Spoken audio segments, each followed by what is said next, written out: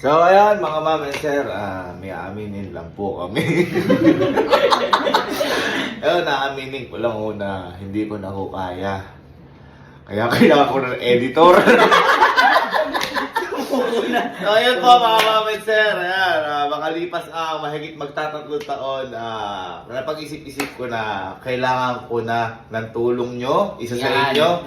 At naghahanap po kami ngayon ng editor. Yeah. Pero siyempre ito, hindi lang po ito basta editor. Kasi alam niyo naman po lahat na araw-araw po kami nagbablog. So ibig sabihin nun, araw-araw kailangan nyo na mag-edit. Ganun po yung ibig sabihin nun.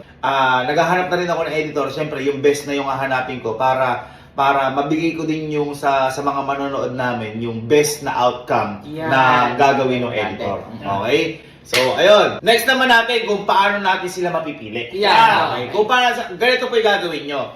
Hahanap po kayo sa YouTube account ko. Ito po yung YouTube account ko, yung Sir Gavin. Ayan po.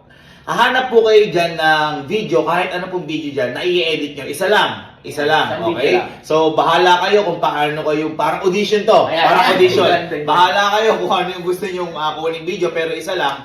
Tapos, i-upload nyo po yun sa YouTube nyo. Pagka-upload nyo sa YouTube nyo, kukunin nyo po yung link, isa-send nyo po sa Gmail ko. Ito po yung Gmail ko, ayan. Isa-send nyo po sa akin yung link ng video, tapos isa-send nyo po sa akin yung mismong video. So, ibig sabihin, baka nasa G Drive nyo yun kasi malaki yung file. So, ganun po. Yung link ng video at saka yung mismong video isa nyo. Siyempre, ilagay nyo na rin po sa text kung taga saan kayo, ano pangalan nyo, contact number nyo, Facebook nyo, at saka siyempre, kung ano yung ginagawa nyo dati bago pa kayo maging editor.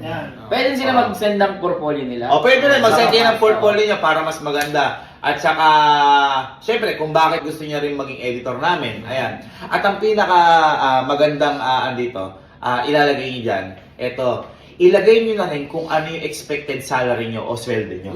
Sa kada buwan. Oo, para, halimbawa, okay sa akin, okay sa inyo, magtutugma na kagad tayo, alam ko na kagad. Okay? So, ano na lang to, bonus na lang yung mga magte-trending na video sa YouTube. Ibig sabihin kasi, ang ganda ng ginawa nyo, napansin kayo, bonus na lang po yun. Pero hindi naman ibig sabihin na kapag hindi nag-trending yung video nyo sa may YouTube, wala. Kumbaga, baka hindi lang napansin. Okay? Pero lahat po yan, i-check po namin. One by one yan. Opo.